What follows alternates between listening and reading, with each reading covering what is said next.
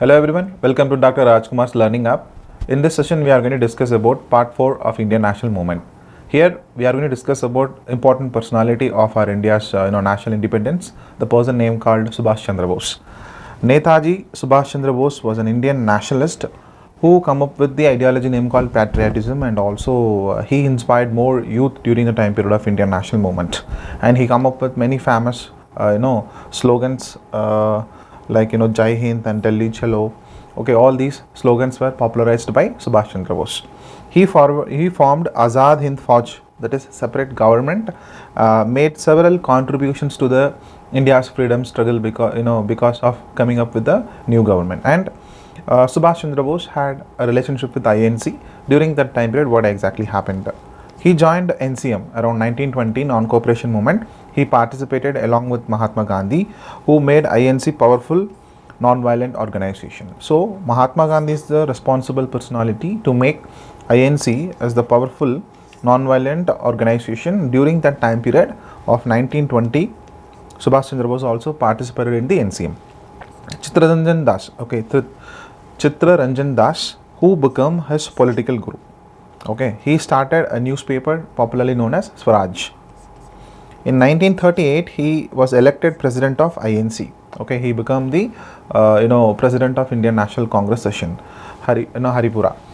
Subhash Chandra Bose and formation of Forward Bloc. The very next year also, he got elected as the president for Indian National Congress, but there was a problem in terms of ideology between Mahatma Gandhi and Subhash Chandra Bose.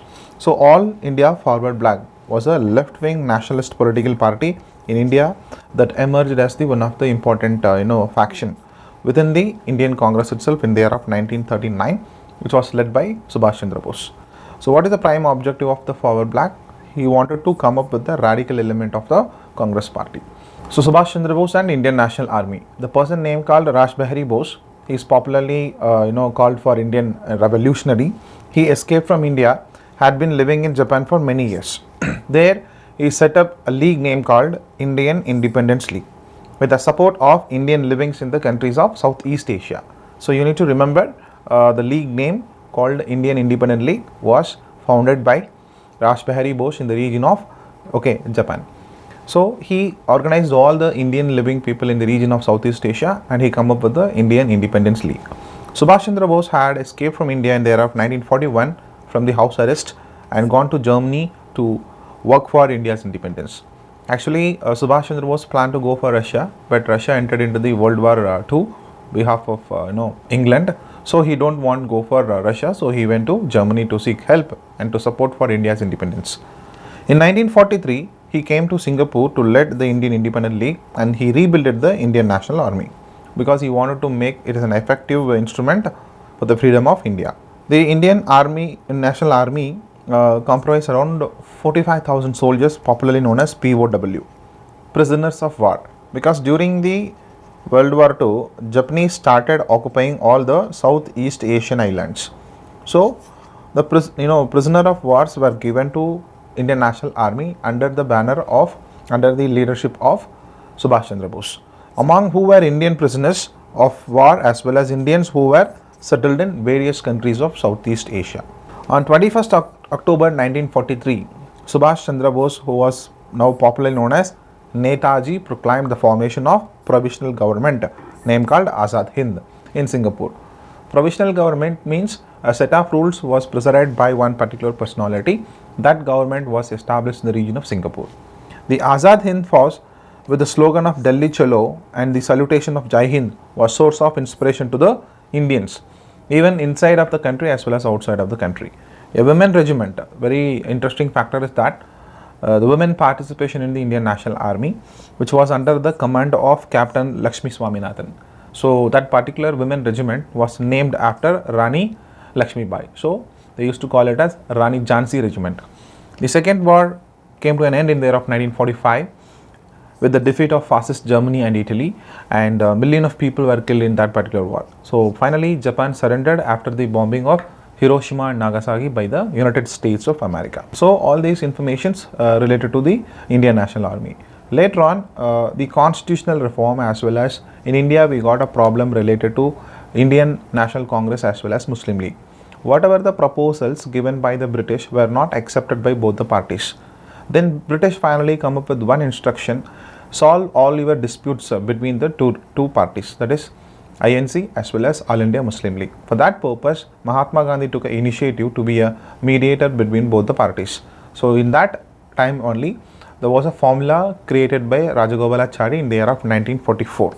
So Rajagopalachari formula, that is CR formula, in the year of 1944. See, Rajagopalachari, he was a veteran Congress personality. He made a formula for the Indian National Congress and Muslim League cooperation to write off the political deadlock. So we need to solve the dispute. For that purpose, he'll come up with a formula. That formula, he indirectly mentioned about the partition of our country. So it was supported by Mahatma Gandhi, which was a silent acceptance of the League's demand for Pakistan. So it is not accepted by the Indian National Congress, that become an issue. So again, earlier the CR formula, the person only belonged to the Congress. So what Mahatma Gandhi thought, he decided to take one person from Muslim League as well as one person from Indian National Congress. So he became a mediator between both of them, and they sat and they'll come up with a proposal. That proposal popularly known as Desai-Liaquat proposal in the year of 1945. Okay, Bhulabhai Desai, okay, Liaquat Ali Khan. Liaquat Ali Khan from All India Muslim League, Bhulabhai Desai from the Indian National Congress. So Gandhi directed Bhulabhai Desai to make another attempt to appease the League leaders to find a way out in terms of removing the political deadlock. Desai, being the leader of Congress in the Central Assembly, a friend of Liaquat Ali, met him January 1945 and gave him the proposal. The proposal is all about to form the interim government at the center. Interim government means temporary government. Interim means temporary government. Okay, so Wavell plan, that also got failure. Finally, Wavell plan and Shimla conference. Lord Wavell. Okay, Lord Wavell, who succeeded Lord Linlithgow, and during this time period, he is the governor of India. Like, Viceroy, we can call it as Viceroy. Wherever the Governor General comes after 1858, you can consider it as Viceroy of India. 1943 October made a way out for the existing, stalemate, the deadlock in India. For that purpose, Wavell plan was formed. So he broadcast to the people of India proposal of British government to resolve deadlock in 14th June, which is called as Wavell plan. It is also known as breakdown plan. Okay, so based on that, Shimla conference held. They invited a conference of 21 Indian political leaders at the capital, summer capital of British India, to discuss what kind of provision that we can frame under the Wavell plan. The Wavell plan convened to agree for Indian self-government, which incorporated separate representation to the Muslim and reduced majority powers for both communities in their majority regions. Which means, in that particular Wavell, Shimla conference, as per the Lord Wavell, they are going to accept, okay, to provide Swaraj status to India and also incorporating the separate electorate status to the Muslims. So this become again a failure one. It is not accepted by the Congress. So these are all the first phase events in your fourth part of Indian national movement. Then the final phase of your Indian national movement, that is cabinet mission.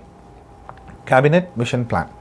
22nd January 1946. 1946 means cabinet mission plan. They took a decision. British took a decision to send their cabinet mission to consider what constitutional reform they are going to do for the future of India.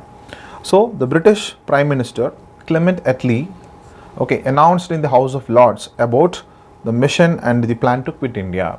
So 1946 itself, there was an announcement came in Britain Parliament that they are going to leave India, and they wanted to leave India with the proper constitutional remedy. So a high-powered mission of 3 British cabinet ministers, Patrick Lawrence is the Secretary State for India, and Sir Stafford Cripps is the President of Board of Trade, and A.B. Alexander is the First Lord of Admiral. So they reached 24th March 1946. So remember, Patrick Lawrence, A.V. Alexander and Stafford Cripps, these 3 people exclusively from the British cabinet came to India to draft a plan to give freedom for our country. Process to set up constitution body. They came here and they proposal to set up the Constituent Assembly to frame the constitution for future India. And they also come up with a proposal to set up an executive council with the support of the main Indian parties.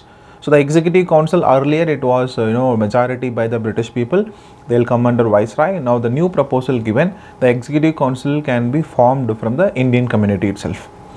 Okay, on 2nd September 1946, the newly elected Constituent Assembly formed interim government of India, which existed till 15th August 1947, which means from 1940 August offered till the Wavell plan, whatever the proposal which given in terms of constitutional reform as well as the mediating between All India Muslim League and INC finally came to an end because the cabinet mission plan is successful one. The executive branch of interim government was served by the Viceroy's executive council, was headed by the Viceroy of India. So there will be a separate executive branch came into existence under the interim government. So interim government executives all are representatives of India only, and that particular executive council will headed by the Viceroy of India. It was comprised 12 members including 3 Muslims nominated by the Congress. It was the first time since the coming of British that the government of India was in Indians' hand, which means they can sit, so Indians can sit in the Constituent Assembly, they can discuss the constitution for the future India. That facility first time ever given by the British in their rule. Okay, so these are all the people who comes under the interim government. Jawaharlal Nehru himself a vice president of that executive council and himself external affairs minister as well as taking care of Commonwealth relations. Vallabhbhai Patel, Home and Information Broadcasting Minister, Baldev Singh, Defence Minister, Dr. John Mithai, Industries and Supplies, C. Rajagopalachari for Education, C.H. Baba, Work, Mines and Power, Rajendra Prasad, Food and Agriculture, Asaf Ali, Railways, Jagjivan Ram, Labour, Liaquat Ali, Finance, T.T. Chindranagar, Commerce, Abdur Rab Nistar, Communication, okay, Ghazwan Far Ali Khan, Health, Jogendra Nath Mandalla. These are all the people who used to sit in the interim government as the ministers with the portfolios. Okay, so finally, the last Viceroy was sent to India. There was an announcement given by the Prime Minister in British Parliament. So the complete power is going to vest in the hand of Viceroy. So that Viceroy were nominated, and with the full power he came to India. That person popularly called as Lord Mountbatten, the last Viceroy of India. June 3rd, 1947, Lord Mountbatten put forward his plan because even after the Constituent Assembly also, All India Muslim League in first they never participated. After that they'll enter into the council, again they exit. So to settle down the dispute between Muslims and Hindus, he come up with a plan in the month of June 3rd, 1947. That particular plan popularly known as Partition Plan of India. Okay, so India to be divided into 2 countries which is known as India and Pakistan. So ultimately both the parties accepted this plan. So Bengal and Punjab region will be partitioned in the name of NEFP, North East Frontier Provinces, and Sylhet district of Assam would be held. So this partition plan given by Lord Mountbatten. There would be a separate Constituent Assembly for Pakistan to frame their own constitution, like how India had our own Constituent Assembly to frame our constitution. Likewise, Pakistan also had their own constitution, Constituent Assembly to frame their constitution. The princely states, all princely states, they can enjoy their freedom. It's up to them whether they want to join with India or Pakistan or remain independent itself. Based on this plan, India is going to get independence August 15th. The date was fixed that the British government is going to handing over the power to India and Pakistan. Finally, as per this Lord Mountbatten plan, the last act was enacted by the British Parliament in the year of 1947. That act was popularly known as India's Independence Act. Okay, all political parties accepted the Mountbatten plan, and the 2 commissions were appointed by the British, which is known as Cyril Redcliffe. Redcliffe is the personality who draw a boundary between India and Pakistan. If you see India boundary commissions, okay, Durand line, Redcliffe line, McMahon line. During the British, this Durand line was drawn. Okay, Durand Commission came and they drawn boundary between Afghanistan and India. Right now, this Durand line laid between Afghanistan and Pakistan. McMahon line between India and China. Ratcliffe boundary line between India and Pakistan. This is the three boundary lines which drawn by the British. So based on that, the two nation was created. At the time of independence, around 562 small and big princely states in India. Okay, add on to that 11 states under the British India.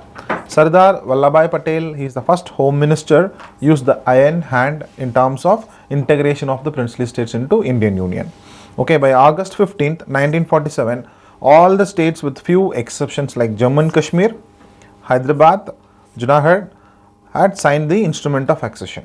So Goa 1981, like 1961, Portuguese 1954.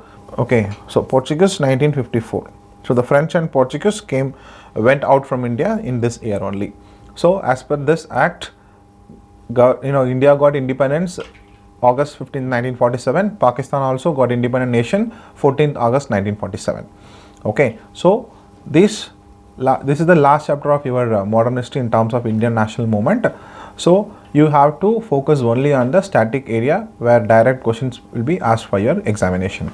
So who established the Forward Bloc, the left-wing nationalist political party in India? We know that very well, Subhash Chandra Bose. But you need to understand, Bhagat Singh is the person who used to introduce the term called communist, or we can call it a socialist ideology. Okay, socialist ideology. What is the name of women regiment under Indian National Army? Okay, Rani Jhansi Regiment. Okay, Rani Jhansi Regiment.